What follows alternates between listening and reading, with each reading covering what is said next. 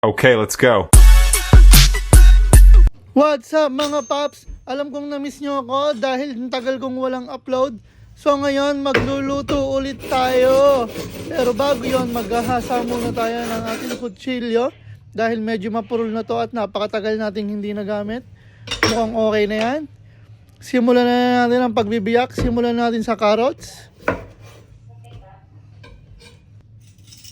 At syempre gamitan natin ng peeler muna. Balatan muna natin. Pero yung iba, parang sinasama na yung balat niyan Pero ako, binabalatan niya kasi marumi. Hiniwa ko lang yan sa maliliit at sinunod ko na ang ating potatoes. Yan, hiniwa ko lang din yan. Same ng cut natin sa ating carrots. Pinunas-punasan ko lang ang ating sangkalan para medyo malinis lang ng konti. Konti lang naman. At isusunod na natin tong ating bell pepper. Same hiwa lang din naman katulad ng ating carrots at patatas.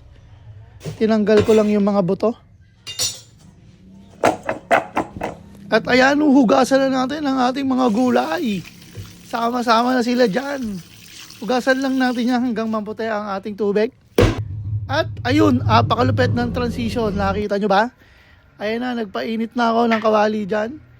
At lalagyan ko na ng konting mantika. At pagmasdan nyo, konti lang yung mantikang nilagay ko dyan. At ngayon, ipiprito na natin ang ating mga gulay dyan mga paps. Yung iba dyan kasi sinasama na sa pampapalagbot ng manok di ba?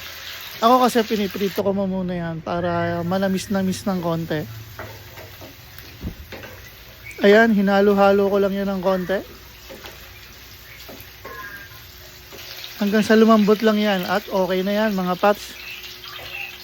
Ngayon, nahangungin ko na yan. Kapag tapos mo hanguin, dun sa pinagpritusan natin ng gulay, diyan ko na rin igigisa ang ating bawang at sibuyas. Pinuna ko lang yung sibuyas dyan. Pero pwede mo na unahin ng bawang. Ewan ko. Basta sabi kasi nila, unahin mo doon yung sibuyas Nakagawian na ng mga Pilipino yan. So, at ilalagay ko na ang ating manok. Siguro alam nyo na yung lulutuin natin, no? Adobo ba yan? Hindi. Ayan, tinakpan ko na ulit. I-simmer lang natin yan hanggang sa magtubig. Nilagyan ko lang yan ng konting tapamins. Sabi nila, mas maraming paminta, mas masarap. So, nilagyan ko na rin ng patis yan. Konti lang. Hindi naman tayo masyadong mahilig sa maalat. At nilagay ko na yung sabaw ng ating pineapple juice. Masarap yun manamis-namis. At pagtapos, nilagyan ko na ng chicken cubes. Napakabango na ng amoy niyan, mga paps. Hininaan ko na yung apoy natin dyan, mga paps. Baka kasi masunog Medyo luto na rin naman yung manok. At ayan, ilalagay ko na yung ating gatas. Hoy, wag mo inumin. Hindi yan dyan, yan. Ilagay mo dyan sa manok. At ayan na nga mga paps, lalagyan ko lang siya ng konting sugar, pambalanse ba? Parang buhay lang yan, laging balanse lang dapat. Inilagay ko na ang ating gulay kasi luto na yung ating manok.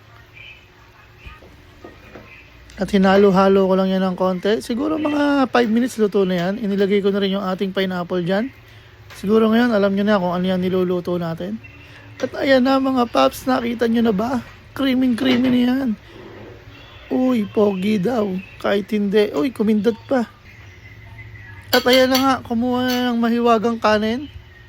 Ayan ang ating finished product, mga paps. Sobrang creamy, sobrang balanse lang. Titikman na natin yan. Kung ano bang talagang lasa niyan. Napakasarap sa kanin yan. So, eto yung mga pampiestahan talaga So, happy fiesta po sa inyong lahat. Sa mga nagpe-fiesta dyan. Beke naman! At ayan na mga paps, sumuusok-usok pa. Titikman ko na yan. Pakatikman pa lang iba. Ayun, napakasarap naman talaga. At dito na nagtatapos ang ating video mga paps. Maraming salamat po sa inyo at lagi niyong tatandaan. With God, all things are possible. Okay, let's go.